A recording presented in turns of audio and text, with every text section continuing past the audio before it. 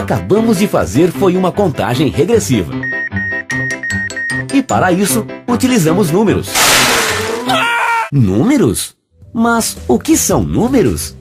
Você sabe por que os números surgiram? E como isso aconteceu? Onde podemos utilizar os números no nosso dia a dia? Por que somar, subtrair, dividir e multiplicar é tão importante em nossas vidas? Vamos conhecer a história dos números? Então, vamos lá! Hoje em dia, onde quer que estejamos, lá estão eles. Os números. São telefones, senhas, os preços de tudo são representados por números. A nossa idade também. Atualmente temos a tecnologia que nos ajuda em várias situações de cálculos. E você sabe onde mais os números são utilizados e por que são tão importantes? Pause o vídeo e reúna-se com seus colegas e professores ou até mesmo sua família e converse um pouco mais sobre como os números estão presentes em nossas vidas. Até já! E aí, debateram sobre o assunto? Então agora vamos ver como era muito antes do surgimento dos números, das calculadoras e dos computadores? Vamos voltar alguns anos, mais exatamente dentro das cavernas. Pesquisas comprovam que há mais de 30 mil anos, os homens já tinham necessidade de contar. Riscos e marcas descobertas em cavernas indicam isso. Entalhar em ossos e pedaços de madeira também era um recurso utilizado. Se você vivesse naquela época e não conhecesse os símbolos numéricos que atualmente estão presentes no seu dia a dia, como representaria as quantidades nas paredes das cavernas? Invente uma forma e compartilhe com seus colegas e professor. Sistema de pedrinhas. Imagine um pastor de ovelhas que saía com seus animais e todos os dias no retorno precisava conferir a quantidade de ovelhas que recolhia. Como fazer tal contagem sem papel nem lápis ou calculadora? Você sabia que cálculos quer dizer pedras?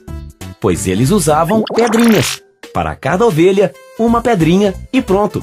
Mas e se forem muitas ovelhas? Onde guardar tantas pedrinhas? Foi pensando nisso que os seres humanos começaram a fazer agrupamentos e, a partir daí, criaram os conjuntos. Por exemplo, uma pedrinha preta corresponde a 5 pedrinhas brancas.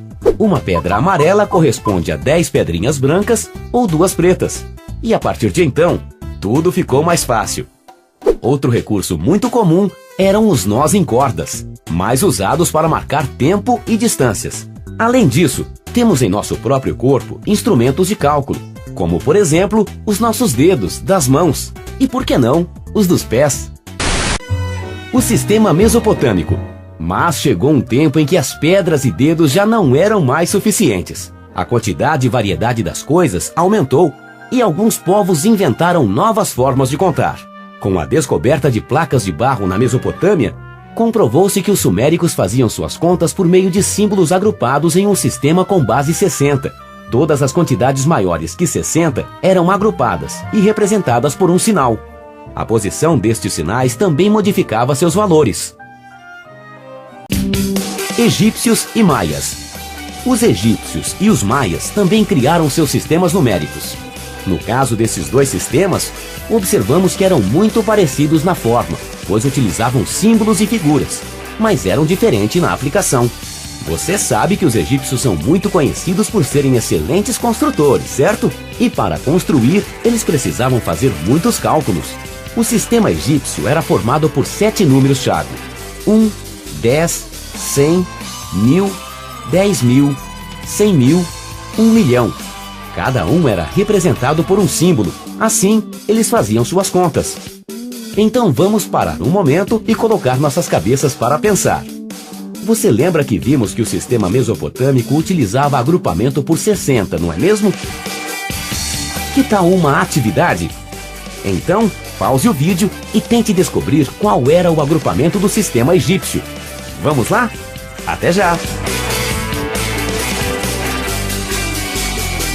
Olá! E então, descobriram qual a base do sistema egípcio? Se você respondeu que era a base 10, parabéns, você acertou! O sistema é decimal, pois trabalhavam com grupos de 10 em 10. Existe um outro povo que também utilizava figuras para representar seus números: os maias. Mas apesar da semelhança na forma, este sistema numérico é bem diferente do sistema egípcio, pois os maias utilizavam apenas 3 símbolos, uma concha, um ponto e uma barrinha, e utilizava a base 20. Porém, a grande diferença não estava aí, e sim na inclusão do zero. O zero é o grande responsável pelo sucesso do nosso sistema numérico atual, pois sua posição na escrita dos números ajuda no princípio multiplicativo. Mas o que é o princípio multiplicativo? Observe o número 605. Nele, cada algarismo representa, na verdade, o produto dele de acordo com sua posição. O 6 é igual a 6 vezes 100, centena. O 0 é igual a 0 vezes 10, dezena. E o 5 é igual a 5 vezes 1, unidade. Entendeu?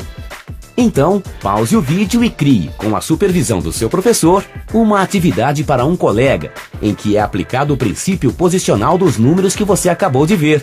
Vamos lá? Gregos, hebraicos e romanos. Os gregos são famosos pelas artes, política e filosofia, mas também criaram um sistema numérico muito eficiente. Uma diferença importante nos sistemas grego foi a utilização de letras para representar números. Além dos gregos, os hebreus também escreviam assim. Mas além dos gregos e hebreus, surgia mais um povo, os romanos. Com suas táticas de guerra, eles dominaram rapidamente as terras e aos poucos a civilização grega deu lugar ao seu império. Com todas estas conquistas, certamente eles tinham muitas contas para fazer e por isso criaram uma forma eficiente de representar os números. Os romanos usavam letras também, mas eram apenas 7. I1, V5, X10, L50, C100, D500, M1000. E como neste caso, a ordem dos símbolos mudava o valor. Este é um sistema ordenado. VI6 é diferente de IV4. Observe com atenção e você verá que estes números aparecem em vários locais do nosso cotidiano. Verifique no seu entorno, anote em seu caderno ou folha à parte e comente com seus colegas e professor em que locais esses números puderam ser localizados por você. Números orientais. Os chineses são famosos por vários fatores, por serem uns dos mais antigos povos do planeta e por serem muitos. Seu sistema numérico também era decimal e utilizava pequenos traços. Foi descoberto há cerca de 3.000 anos gravados em ossos e pedaços de cascos de tartaruga. No sistema numérico indiano, que é a origem do nosso sistema numérico atual, já era utilizado o zero, que no início era representado por um ovo de ganso. Com a utilização do zero, o sistema precisava somente de 10 símbolos para representar qualquer quantidade. Este sistema se espalhou e logo chegou à Europa, e de lá para o mundo, deixando impressionados muitos sábios e matemáticos. O sistema indo-arábico. O sistema tem esse nome, indo-arábico, porque tem sido criado pelos hindus, indo, e divulgado pelos árabes, arábico. Os números que você já utiliza atualmente já eram representados usando os números hindus. 0, 1, 2, 3, 4, 5, 6, 7, 8 e 9. Esses números, quando colocados em posições diferentes, eles assumem valores diferentes. Veja o exemplo do algarismo 4 em diferentes posições. No número 456, sabemos que o 4 vale 400, 4 vezes 100. Já no número 342, sabemos que o 4 vale 4 vezes 10, igual 40. No número 1004, o 4 vale 4 vezes 1, igual 4. Além de ser mais fácil por possuir uma quantidade pequena de símbolos, o sistema indiano permite calcular rapidamente. O que podemos perceber é que o ser humano, a partir da sua necessidade, principalmente de contar e calcular, criou formas para facilitar tais processos. Será que no futuro outras mudanças podem acontecer? Mas essa é uma história para ser contada daqui a mais uns 1000 anos. Até mais!